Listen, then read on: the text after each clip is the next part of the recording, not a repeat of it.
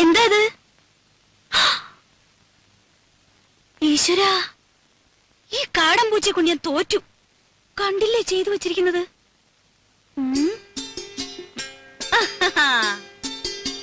Hi, പൂച്ചയായാലും ശരി ആരായാലും ശരി, ഇന്ന് അതിനെ പിടിച്ചിട്ട് തന്നെ ബാക്കി കാര്യം. കുറെ ദിവസമായി രണ്ടിനെ ഞാൻ തേടിക്കൊണ്ട് നടക്കും. ആഹാ, അത്ര കൊള്ളില്ലല്ലോ. പിടിച്ച ഞാൻ വെറുതെ വിടൊന്നുമില്ല. തൊലി ഉരിച്ച് കൊത്തി എരിഞ്ഞ് കഷ്ണം കഷ്ണമാക്കും. എന്നിട്ട് നല്ലപോലെ വിറക് കൂട്ടി തീയിട്ട് കമ്പിയെടുത്ത് കോർത്ത് മുളക് അരച്ചു പെരട്ടി ചുട്ടെടുക്കും. ആഹാ, എവിടെ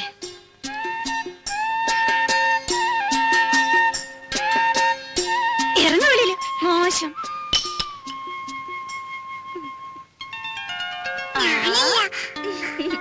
എന്റെ കുറുമ്പിക്കോതേ, നിന്നെ കൊണ്ട് ഞാൻ തോറ്റു. അച്ഛനിങ്ങി വരട്ടെ.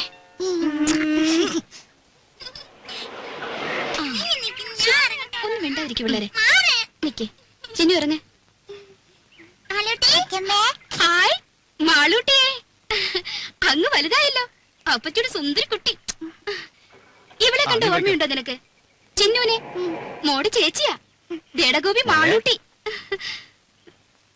ഇത്രയും നേരമായിട്ട് കാണാഞ്ഞപ്പോ ഞാൻ വിചാരിച്ചു ഇനിയിപ്പോ എഴുത്തെങ്ങാനും കിട്ടിയില്ലയോന്ന്. സ്വർണ്ണ കച്ചവടമല്ലേ, അങ്ങനെ പെട്ടെന്നൊക്കെ ഇട്ടെറിഞ്ഞ് പോരാൻ പറ്റുമോ? ഇപ്പോഴാണെങ്കിൽ കല്യാണ സീസണും. രമേശ് ചേട്ടന് വരാൻ മടിയായിരുന്നു, ഞാൻ വിട്ടില്ല. ഉണ്ണിക്കാണെങ്കിൽ കുറച്ചു ദിവസത്തെ ലീവല്ലേ ഉള്ളൂ.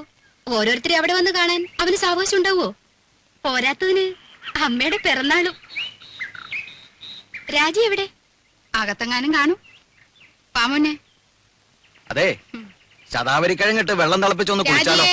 കാറിലിരുന്ന് ചുട്ട് മേലാകെ ഉടഞ്ഞു.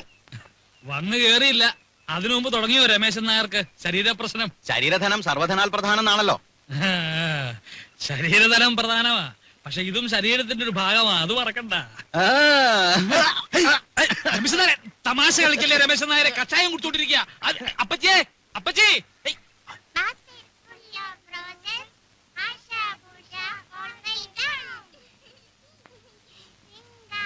അല്ല രാജി, തിരിച്ചു പോകുമ്പോ രാജി കൂടെ കൊണ്ടുള്ള വല്ല പരിപാടി ഉണ്ടോ അവന്? ഓ, അതൊന്നും പെട്ടെന്ന് നടക്കും തോന്നണില്ല.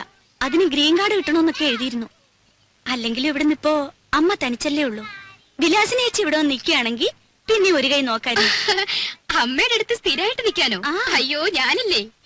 ഉള്ള കാര്യം പറയാലോ, രാജിയുടെ അത്ര ക്ഷമയൊന്നും എനിക്കില്ല. ഓ അല്ല, സൊറ പറച്ചിൽ ഇനിയും തീർന്നില്ലേ? കുഞ്ഞുങ്ങളെ കിടത്തി ഉറക്കാൻ നോക്ക്. കാലത്ത് എഴുന്നേക്കാനുള്ളതാ, വിമാനത്താവളത്തിൽ പോണം. പോയി കിടന്ന് ഉറങ്ങിന് കുഞ്ഞുങ്ങളെ, മതി കളിച്ചത്. പോ പോ പോ, പോയി കിടന്ന് ഉറങ്ങടി പോ. നാരായണ ഗുരുവായൂരപ്പാ.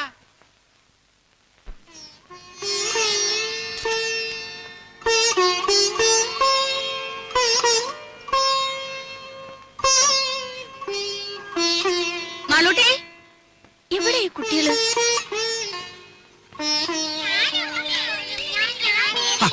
ഇതെന്നാ പണിയാ? റേഡിയേറ്ററിൽ ഒഴിക്കാനുള്ളതാ. ആ പെട്ടിയുടെ ചാവി എവിടെ വെച്ചേ?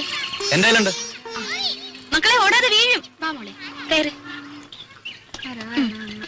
ഗോപി കയറിക്കേ.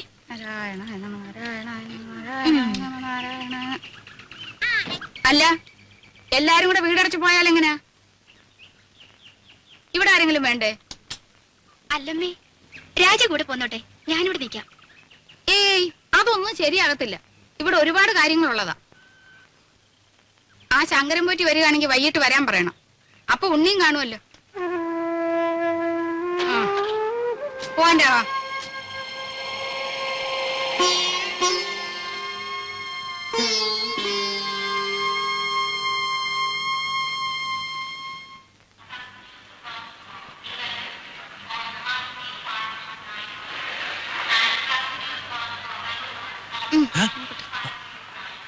വല്ലതും മനസ്സിലായോ? ഓ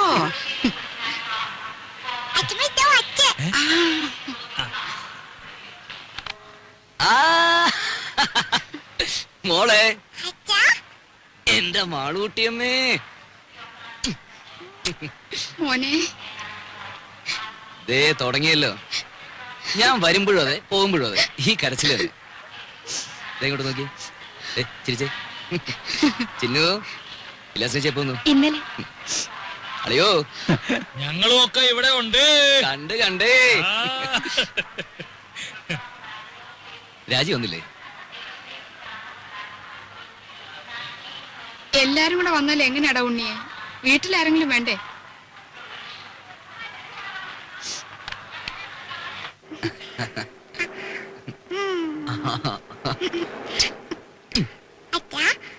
അമ്മയിലേക്ക് പോകുമ്പോ എന്റെ അപ്പൂനെ കൊണ്ടുപോകും. തുടങ്ങി ഒരു അപ്പു.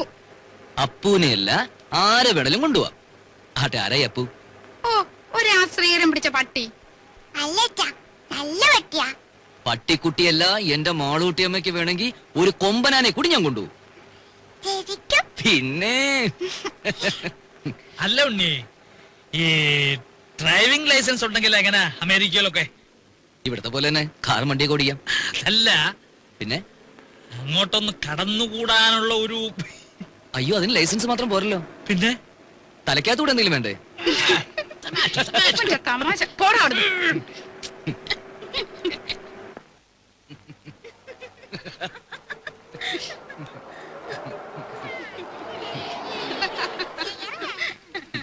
ഇവന്റെ തമാശ. ഞാൻ പോയി പെട്ടിയൊക്കെ എടുത്ത് അകത്ത് വെക്ക്. നോക്കി നിൽക്കാണ്ട് പോയി ഭക്ഷണം വിളമ്പ് രാജി. ഞാനോ